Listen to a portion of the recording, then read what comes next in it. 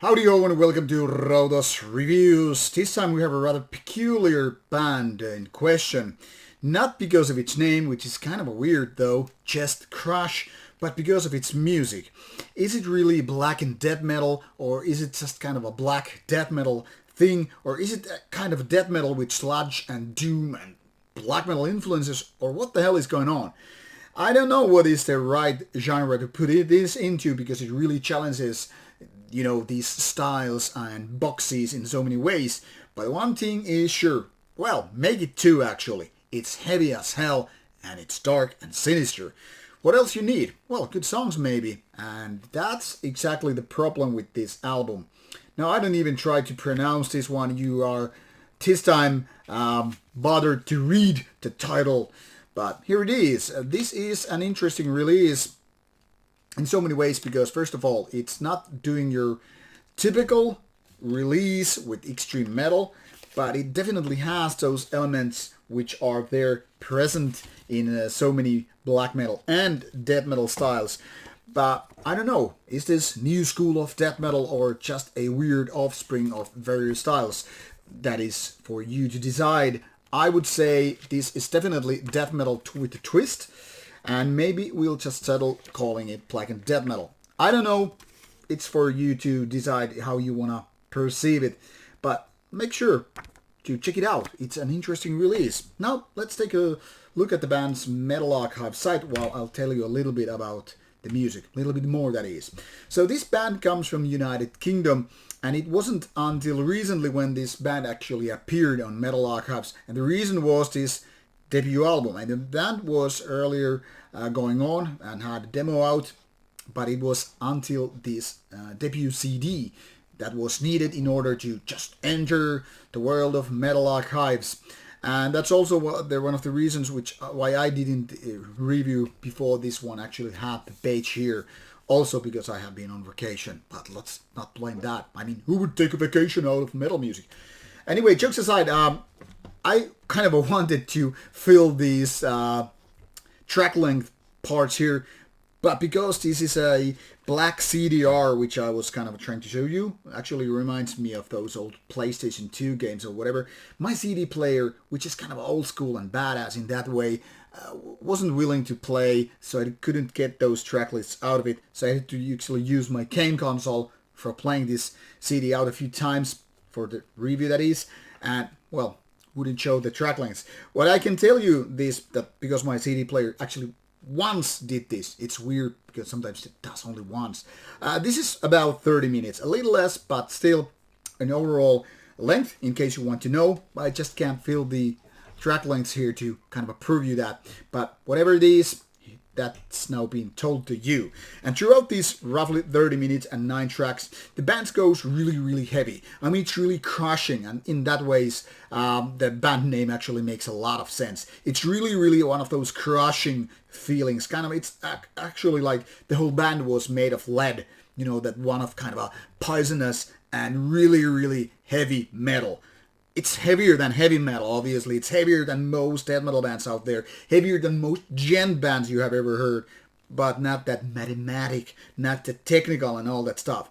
And when I say there's a little bit of sludge going on, I don't know whether I read it was from someplace or whether it was my subconscious using that word, or maybe it was the band that was actually telling me that. I have no idea anymore. It doesn't even matter. I'm getting a little bit of this kind of doomier and sludgier vibes from this album. And that's not a bad thing to say, I'm just mentioning it. So there's a kind of a weird hybrid ways to do the music. And that's what Chestcrush is doing. And I think it's a good thing, because now the band doesn't sound like a copy of a copy of a copy of some legendary band, or any of kind of copycats at all. It's more like taking parts of so many best of both worlds kind of thing. But then again, having its own ways to do that, and sounding very heavy and sinister at the same time, it's kind of a feat. It's quite a feat because not too many bands can actually do that. Now for the worst parts of the album. Well, this isn't actually a very memorable one. It's actually not a very catchy one. And now people come to remind me, hey, death metal isn't about to be about catchiness, or, that like Yeah, sure. Whatever you say, man. I don't know. I just listen to bands like Morbid Angel, Cannibal Corpse, and Death, and decide which have those goddamn memorable moments. And then somebody will raise the finger and say, hey, black metal ain't about being catchy and stuff. And I'm like, I don't know. I could list dozens and dozens of names which have catchier songs. Whether we're talking about Burzum or Mayhem or Dogthroat, doesn't even matter. The point here is you need something to cling to. You need something to kind of connect your brain to. Some kind of hooks or memorable parts, whether it's a melody or some kind of a chorus part or something that really like, okay, this nails it. It doesn't have to be Angel of Death by Slayer, to be memorable. But you need something else than just heaviness and those crushing elements and those brutal vocals, which, by the way, are brutal. And there are screamier parts, which makes this kind of interesting. And that's actually where these black metal parts come into play. Lots of black metal like screamy vocals and maybe some riffs which could fall either for death metal category or black metal, depending how you want to sound. But this production is very, very much on the death metal side. Now, be that as it may, once again, this is heavy, this is sinister, but it lacks these hooks, lacks these parts where you're like, yeah, remember that riff, remember those vocals, blah, blah, blah, and you get the idea. Now, that's not a big deal for all people. Most people are like, okay, whatever, it's catchy or not, I don't care, as long as it's heavy as hell. And maybe that audience will just like Chestcrush a lot. For me, it's kind of a typical debut album in the sense like, okay, I hear what you're trying to do, I hear where you're going to, or at least where you want to go, but you're not there yet. You're maybe halfway there, maybe 75% of the trip, but the next album or the next album after that will be the one you're actually trying to do. So many albums have that kind of a thing. So many bands have that thing, and some bands never reach a goal or destination. They just go wandering off-road and die in a desert. This band, I hope, that's not gonna do that die in a desert thing. But I don't know really. This is a tricky pony in so many ways. Some people are gonna like it because this tricky pony maybe has only 3 legs, but at least it can still go on and hey, it's a gimmick.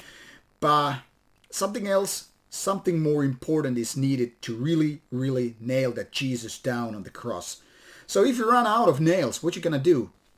I don't know. Maybe just use one less nail, maybe just remove an arm. But then you don't have the iconic pose. You're more like, ah. Okay, jokes aside, check out Chestcrush. It's pretty good, but it's still missing some elements, which I hope these fine people will later on fix and make the real deal, the real good album. That's all I'm gonna say. Hate me or like me, I don't give a fuck as long as I get new music to listen to and review, and that is what this channel is all about. So take that, listen to the music, and comment how you like this album if you actually managed to go that far. Thank you for your time, take care, be well, enjoy the goddamn summer.